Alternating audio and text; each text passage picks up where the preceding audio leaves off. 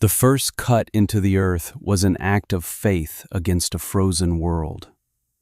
Ilara drove the spade's sharpened edge into the packed dirt beneath her cabin's floorboards, the shock of it vibrating up the ash handle and into the bones of her arms. It was October.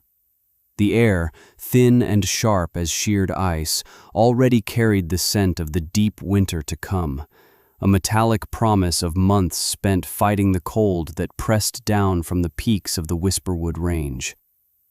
She had pried up 6 wide planks from the center of the small cabin her father had built, exposing a rectangle of dark, virgin earth.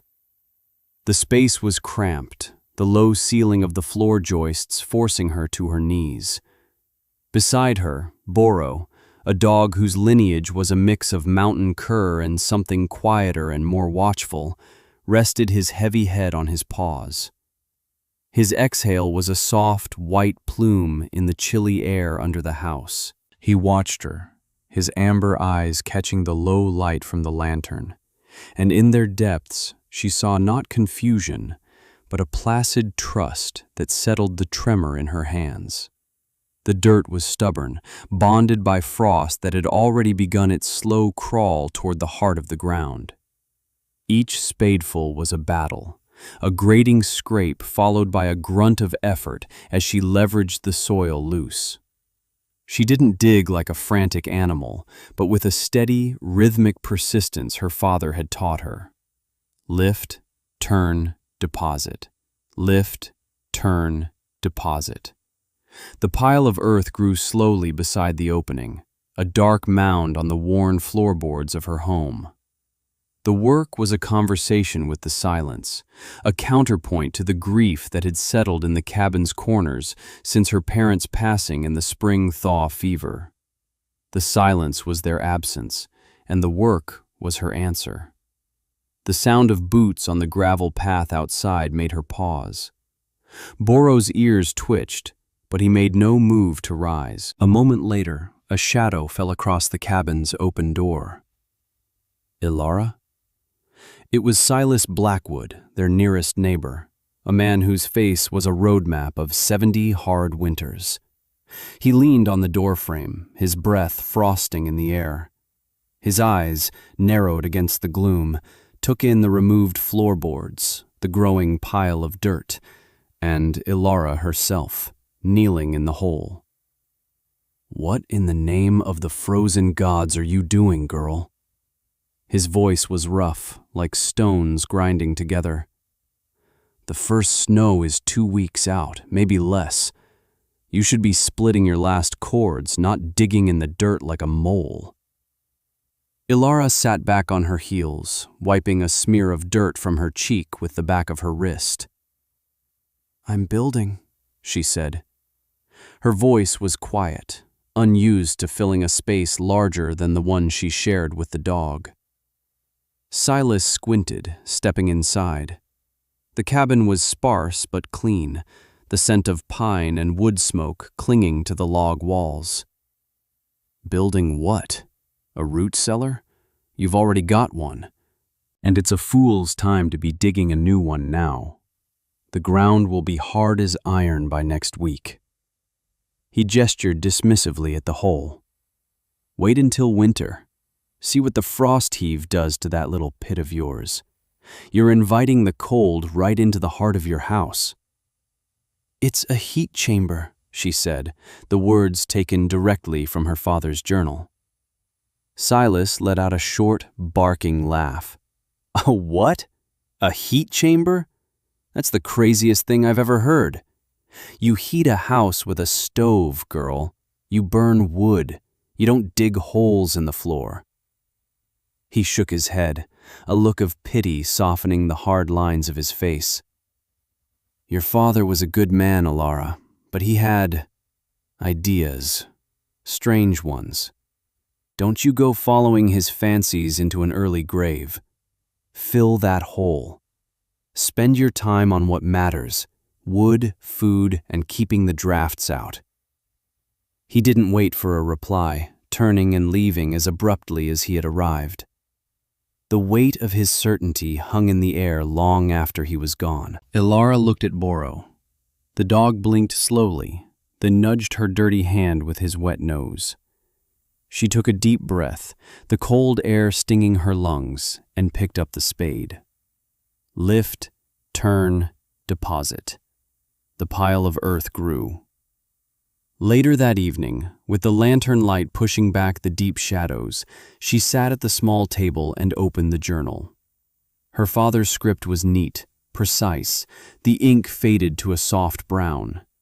It was filled with diagrams of airflow, calculations of thermal mass, and chemical compositions of local clays. He had been a scholar before he had been a homesteader, a man who saw the world as a series of elegant systems waiting to be understood. "The earth is a battery," he had written. "It holds the memory of summer's heat long after the sun has weakened." A properly constructed subterranean chamber, insulated by the very ground that seeks to freeze it, can store and radiate heat with an efficiency a simple iron stove can never match. The key is not to fight the cold, but to use the Earth's own nature against it. The plan was for a chamber 10 feet deep and 8 feet square, lined with fieldstone and mortared with a specific mix of river clay and sand. A clever, double-walled flue system would channel smoke from a small, slow-burning firebox up through a chimney while trapping the bulk of the heat in the surrounding masonry. The top of the chamber would be a thick stone slab just beneath the floorboards, which would become a radiant heat source for the entire cabin. A secondary benefit, and the one that had earned Silas's scorn, was its function as a kiln. An access tunnel, sealed by a heavy iron door, would allow her to stack green wood inside, where the constant, gentle heat would season it in weeks, not months. Dry wood, perfectly seasoned wood, was life. Wet or frozen wood was a death sentence. The next day, Mrs. Gable arrived with a pot of venison stew. She was a kind woman, her face perpetually creased with worry for the valley's inhabitants. She set the pot on the stove and looked at the hole, which was now nearly 3 feet deep. "Oh, my dear," she sighed, her hand fluttering to her chest. "Silas told me what you were doing. This isn't safe. What if the walls collapse? You're all alone here." She looked at the stack of her father's books on the shelf. "Knowledge is a fine thing, Ilara, but there's a difference between what's in a book and the hard truth of this mountain. We all miss your father, but you can't live in his dreams." "It's a good plan," Ilara said quietly, accepting the stew. "It will work." Mrs. Gable just shook her head sadly, patting Ilara's arm before she left. "You be careful, child. Pride is a cold comfort in a blizzard." The digging continued for a week. The hole deepened, foot by painful foot. Her shoulders ached with a fire that never quite went out, and her hands, despite her worn leather gloves, were a geography of blisters and calluses. Each night, she would soak them in warm salt water, Boro resting his head in her lap, his quiet presence a balm. She was excavating more than dirt. She was digging her way through her grief, trading the abstract pain of loss for the solid, tangible pain of labor. The physical exhaustion brought a dreamless sleep that muted the sharp edges of her solitude.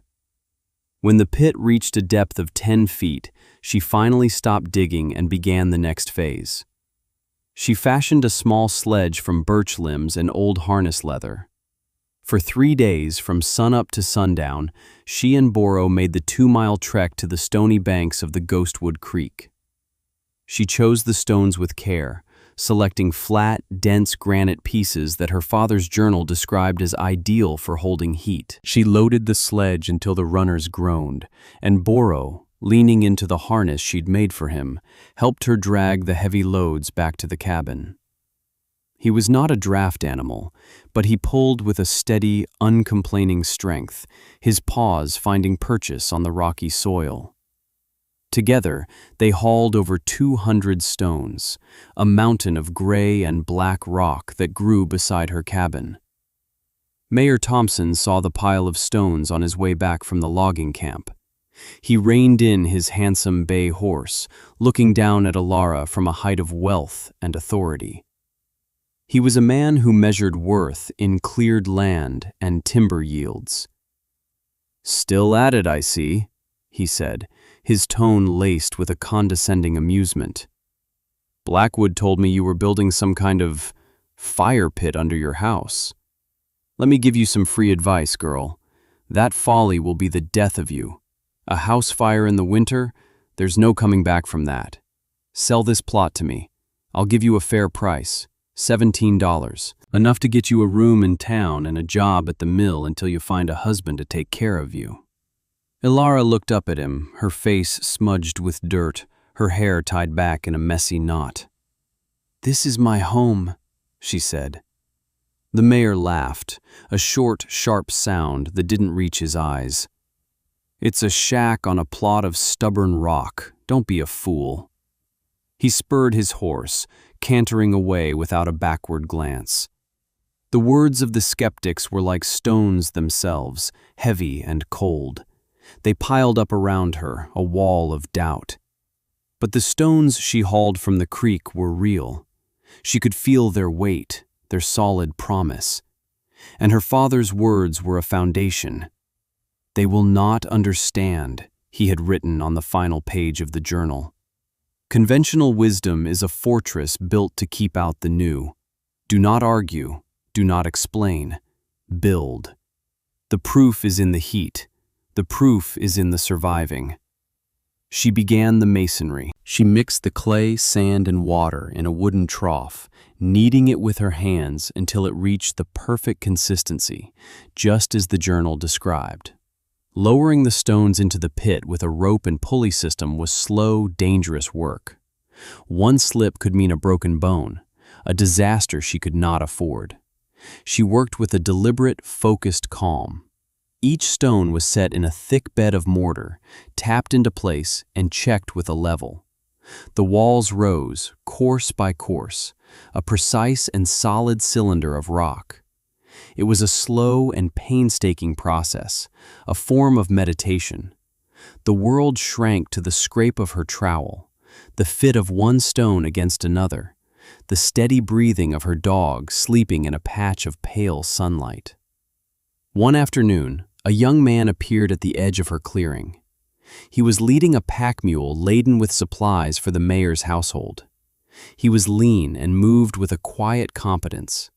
It was Liam, a boy she'd known from a distance in the village, now grown. He stopped, not with the overt judgment of the others, but with a genuine curiosity. He watched her for a long time as she mortared a particularly difficult corner. "That's a lot of stone," he said finally, his voice gentle. Alara glanced at him, then returned to her work. "It is." "What's it for?" he asked, dismounting and tying the mule to a tree. He walked closer, peering down into the hole where the stone walls were now 5 feet high. "A chamber," she said, "for heat." He didn't laugh. He just nodded slowly, his eyes tracing the careful lines of her work. "My grandfather was a stonemason.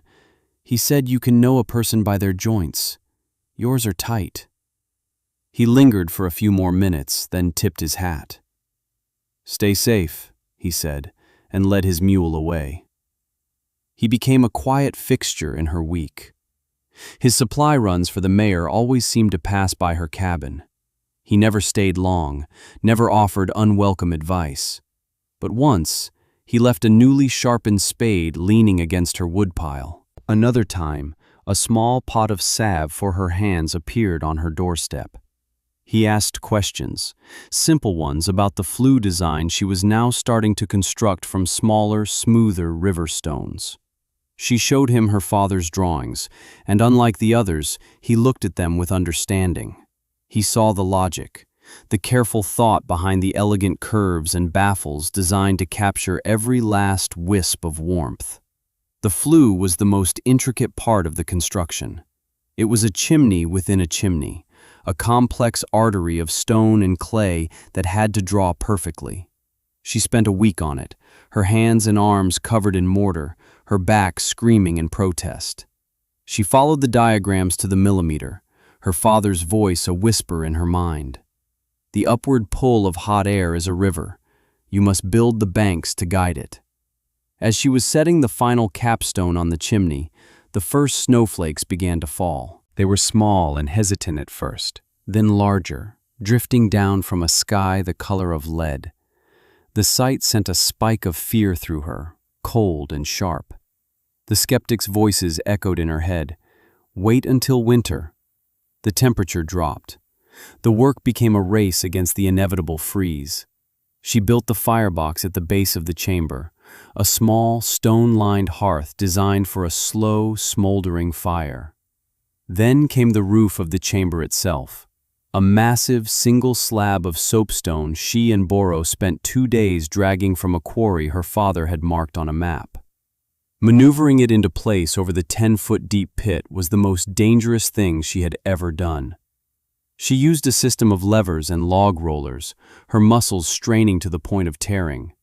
When it finally settled into place with a deep, resonant thud, she collapsed onto the ground, panting, every part of her body trembling with exhaustion and relief. The final piece was the door. Her father had salvaged a heavy iron hatch from a shipwrecked steamer long ago, hoarding it for this very purpose. It weighed nearly 300 pounds. Rigging it into the stone frame of the access tunnel took another 2 days. Her hands were raw, bleeding through her gloves. She paused to tend to a deep gash on her palm, cleaning it with alcohol that made her hiss in pain, then stitching it closed with a needle and thread, just as her mother had taught her. Boro licked the wound clean when she was done, his warm tongue a strange comfort. When the last of the mortar was set around the doorframe, she was done. The floorboards went back into place over the soapstone slab, hiding her work completely. All that was visible from the outside was a short, stout chimney of river stone, standing a few feet from the cabin wall. From the inside, nothing had changed, except for the heavy iron ring of the hatch set flush with the floor in the corner of the room. She spent the next week splitting and stacking wood. Not outside, where it would be buried under snow and sheathed in ice, but inside the chamber. She opened the heavy iron door and climbed down a short ladder into the cool, dark space. The air smelled of stone and damp earth. She stacked the green maple and birch she had cut in late summer, filling the chamber until there was barely room to move. It was a fortress of fuel. When she was finished, she built the first fire. A small one, just a handful of kindling and a few pieces of dry pine in the firebox. She lit it and watched as the smoke was pulled, clean and perfect, up the flue. She closed the heavy door to the firebox and climbed out of the chamber, sealing the main hatch above her. She waited. For the first hour, nothing. The cabin remained cold, the air sharp in her lungs. Doubt, a cold and creeping vine, began to wrap around her heart. Had they all been right? Had this been a monumental act of foolishness, a waste of precious time and energy? Boro seemed to sense her anxiety, resting his chin on her knee and whining softly. She laid her hand on the floorboards directly above the chamber. Nothing, just cold wood. She made a sparse dinner of dried meat and hardtack, her appetite gone. The sun set and the temperature plummeted. The wind began to howl, a low, mournful sound that rattled the window panes. This was it, the first true storm of the season. She banked the fire in her conventional iron stove, knowing it wouldn't be enough to fight the coming cold. She huddled under a pile of quilts with Boro, listening to the wind, feeling the cold seep through the log walls. And then she felt it. It started as a subtle thing, a change in the quality of the cold. A spot on the floor, once frigid, was now merely cool. She placed her palm flat against the wood. A faint, deep warmth was radiating up from below. It was no stronger than the heat from a sleeping body, but it was there. She pressed her cheek to the floorboards, closing her eyes. It was real. A slow, steady, and profound warmth, rising from the heart of the earth she had hollowed out. It was the stored heat of her small fire, captured by a ton of stone and clay, now being released in a gentle, persistent wave. Boro felt it too. He left the quilts and stretched out on the floor directly over the chamber, sighing with a contentment that unknotted the fear in Alara's chest. By midnight, the center of the cabin was a pocket of gentle, consistent warmth. The iron stove was sputtering its last, but the floor was a river of heat. It didn't make the room hot, but it pushed back the biting cold, raising the ambient temperature from freezing to something livable, something safe. The storm raged outside, but inside, for the first time, Alara felt the deep, unshakable certainty of survival. She had not just built a chamber, she had built an anchor against the winter. She fell asleep on the floor next to Boro, bathed in the quiet warmth of her father's idea, her hands finally at rest. The proof was in the heat. The snow fell for 3 days without stopping. It was a blizzard of historic proportions, a white hurricane, as the old-timers called it. The wind drove the snow into drifts that buried fences and climbed to the eaves of cabins. The temperature dropped to 20 below zero, and then 30. The world outside Alara's window vanished into a swirling vortex of white. Trees cracked under the weight of the ice, the sound like rifle shots in the muffled silence. For anyone caught unprepared, it was a death sentence. Inside Alara's cabin, a quiet miracle was unfolding. The heat from the chamber was a constant living presence. The floorboards were warm to the touch, and the air, while not balmy, was free of the lethal, bone-deep chill that was seeping into every other dwelling in the valley. The single-pane windows were coated in thick, feathery frost, but the space within was a sanctuary. Once a day, she would open the hatch, climb down, and feed a few small logs into the firebox. The rest of the time, the thermal mass of the stones did the work. Her wood, stacked in the dry, gently heated chamber, was perfectly seasoned. When she brought a few pieces up for her cooking stove, they caught instantly, burning with a clean, hot flame that gave off twice the heat of the frozen, snow-covered wood her neighbors were forced to use, if they could even get to it. Boro dozed on the warm floor, content and peaceful. Alara spent the time oiling her tools, mending her clothes, and reading her father's journals, not for instruction anymore, but for companionship. The storm that was terrorizing the valley was, for her, a period of quiet contemplation. She had prepared. She had listened to the unconventional wisdom, and she was safe. On the morning of the 4th day, the wind died. The silence was absolute, profound. The sun rose in a sky of brilliant, painful blue, illuminating a world transformed, a landscape of impossible sculptural white. The snow was piled in drifts 15 feet high. Only the tops of the tallest pines were visible. Most of the cabins in the valley were little more than mounds of white, with only their stovepipes showing, and from many of those, no smoke rose. A frantic scratching at her door startled her. Boro was on his feet, a low growl in his chest. Alara unbarred the door, pushing against a wall of snow that had drifted against it. Through the gap, she saw a figure covered in snow, his face pale and frost-rimmed. It was Liam. "Alara," he gasped, his teeth chattering uncontrollably. "It's the Blackwoods. Their chimney. It's blocked with ice. The cabin's full of smoke, but they can't get a fire to stay lit. They're freezing." Without a word, Alara pulled on her heaviest coat and snowshoes. She grabbed a thermos of hot broth and a bundle of dry, seasoned wood from her chamber. Boro plunged into the snow beside her, his powerful body creating a path through the deep powder.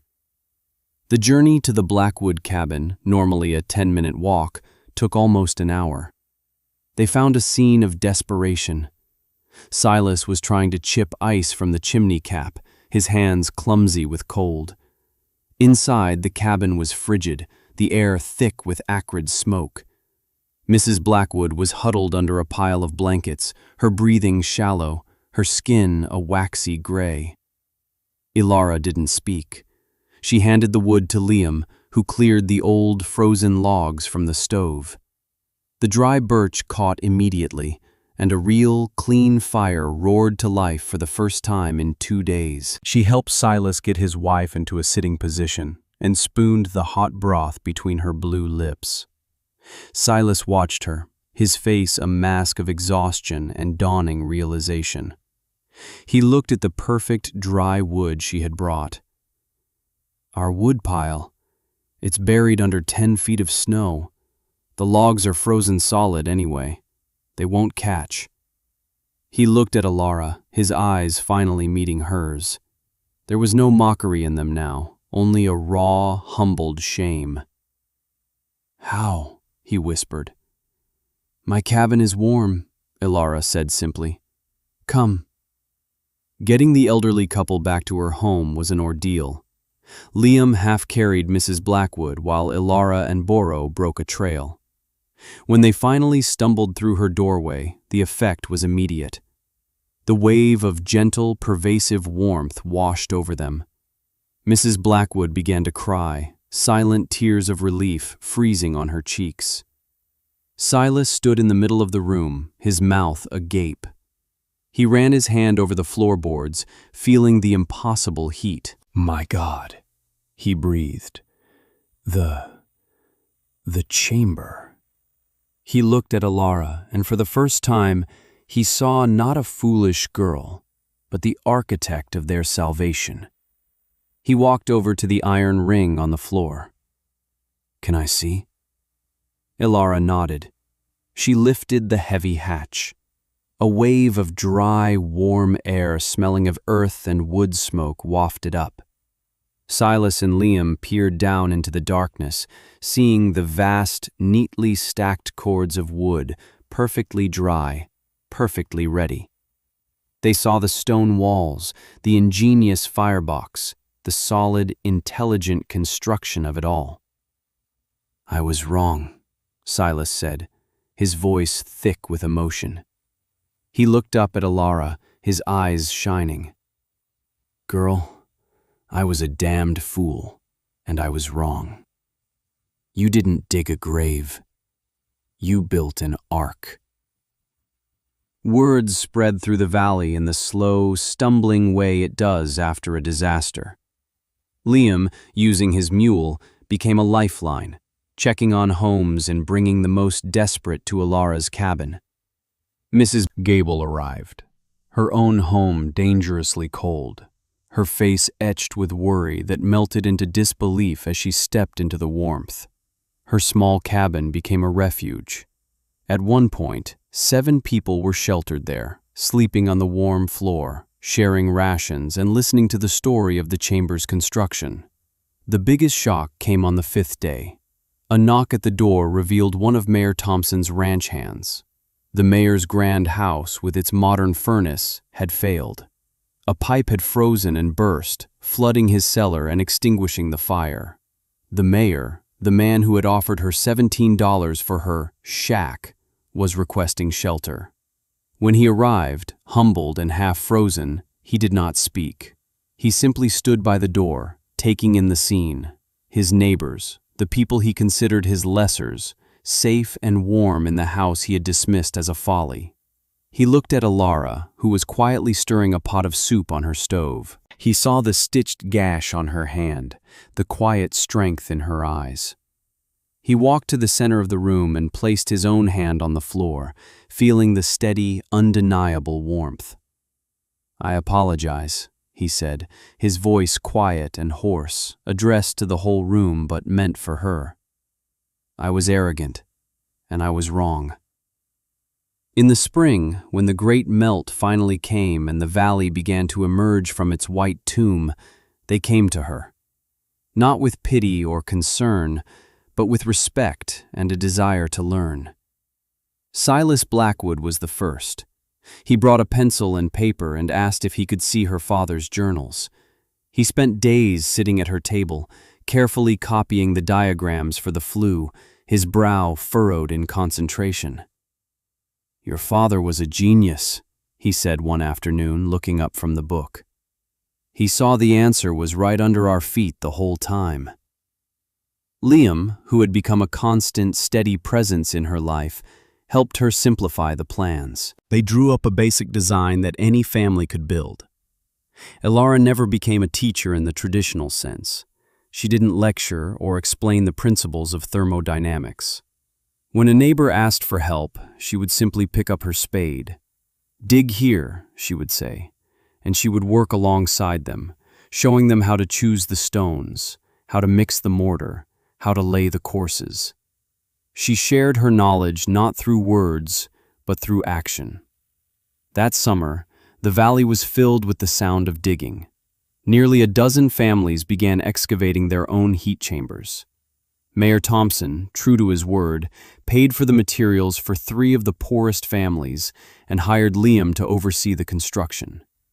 The Elara chamber, as it came to be known, became a standard feature of every home in the Whisperwood. The short, stout riverstone chimneys became a symbol of the valley, a testament to a new kind of wisdom. The seasons turned. The years passed. Elara and Liam married in a quiet ceremony on the hill behind the cabin. They built a larger house for their own growing family, with a larger, more efficient chamber beneath it. But they always kept the original cabin as it was.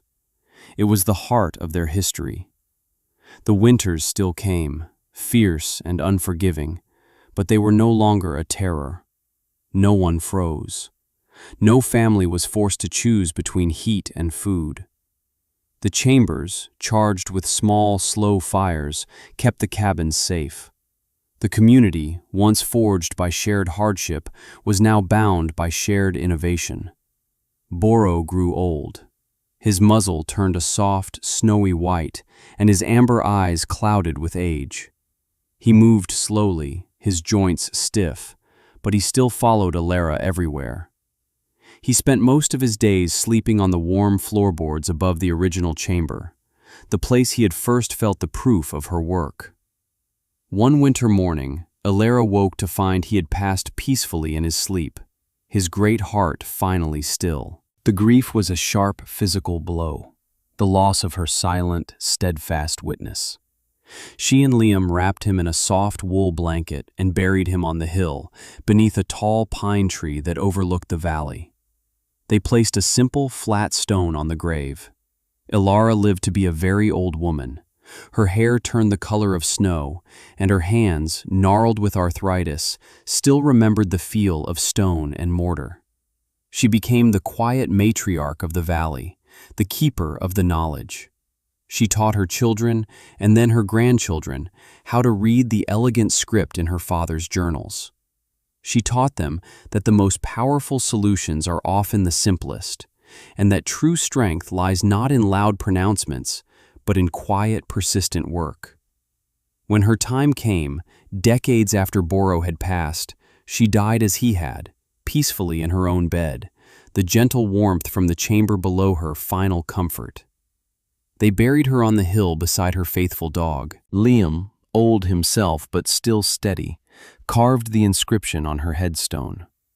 It was not long or elaborate. It was simple, declarative, and true. It read, "Elara, she kept the fire." A century later, the valley was still there, a thriving community nestled in the harsh beauty of the mountains. The story of the girl who dug a hole to fight the winter had become a local legend, told to children on cold nights. Her original cabin was preserved, a monument to the quiet, stubborn girl who had listened to the wisdom of the earth. Travelers would sometimes stop, remarking on the unusual short chimneys that graced every home. They would visit the small, preserved cabin and run their hands over the worn floorboards. Even after 100 years, if you placed your palm on the wood directly over the chamber, you could still feel it. A faint, deep, and persistent warmth, as if the memory of that first small fire was still held safe in the stones below.